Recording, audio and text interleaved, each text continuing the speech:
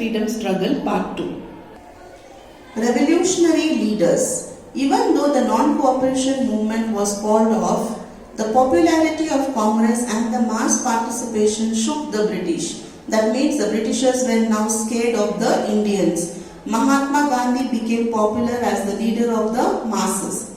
Around the same time, some Indians felt that freedom cannot be achieved through peaceful means. These revolutionary leaders believed that armed revolt was necessary to end the British rule. The revolutionary leaders were Ram Prasad Bismil, Ashfaqullah Khan, Bhagat Singh, Chandrasekhar Azad, and many others. Many revolutionary leaders were arrested, hanged, or shot, but their activities continued against the British. The slogan Inqalab Zindabad means long live the revolution. It was coined by the Urdu poet and freedom fighter Hazrat Mohani and was popularized by Bhagat Singh. So you can see that Hindu and Muslim both together brought freedom in India. Simon Commission. In the late 1920s, Indians were hoping for Swaraj. Swaraj means self-government. In 1928, the British government sent a commission headed by John Simon to study the conditions in India and to suggest more reforms in the administration. But the commission comprised only British members. There was no Indian member. Indians were annoyed and both Congress and the British Muslim League boycotted it. So Sir John Simon had come to India to make a committee.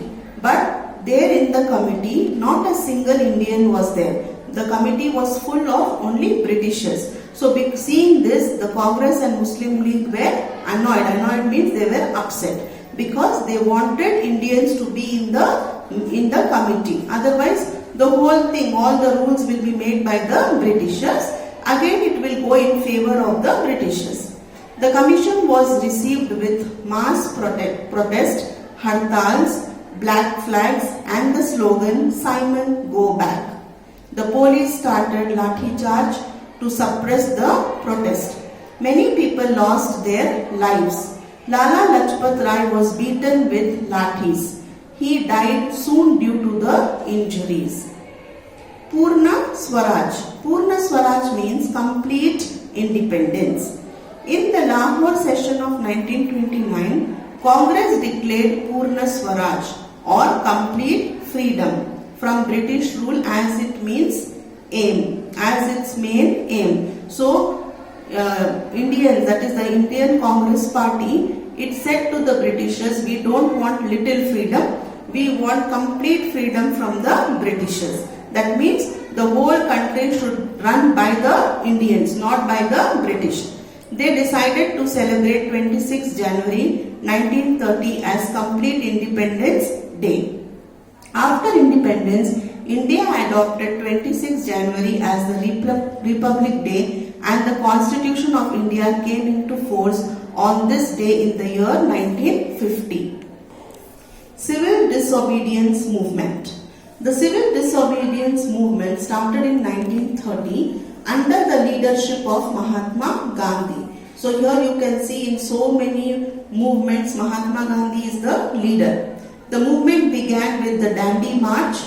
Mahatma Gandhi and his followers walked about 385 kilometers in 25 days. And what happened here? They started this movement from Sabarmati Ashram, that is Ahmedabad, that is in Ahmedabad in Gujarat, and reached Dandi on the coast of Gujarat on 6th April 1930.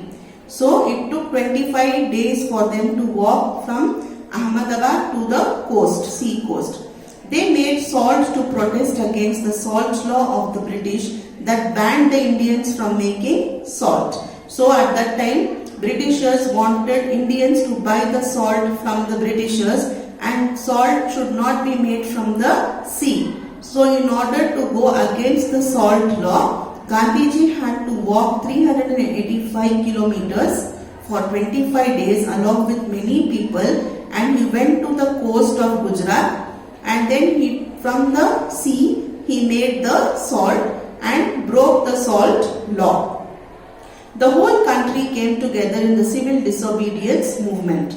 Hartals and demonstrations spread all over the country. Women, tribals and peasants joined the movement. That means the women and the tribal people, the people from the villages of all caste and all the low caste people also joined him. Many leaders including Mahatma Gandhi were arrested, but the movement saw continued support of the masses throughout the country.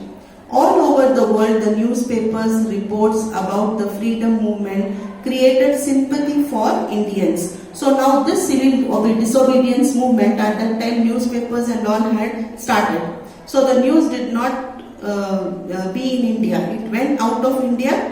It went all over the world through newspapers, and many people came to know what the Britishers were doing to the Indians. Sarojini Naidu, Sardar Vallabhbhai Patel, Jawaharlal Nehru and Rajendra Prasad were important leaders of the movement.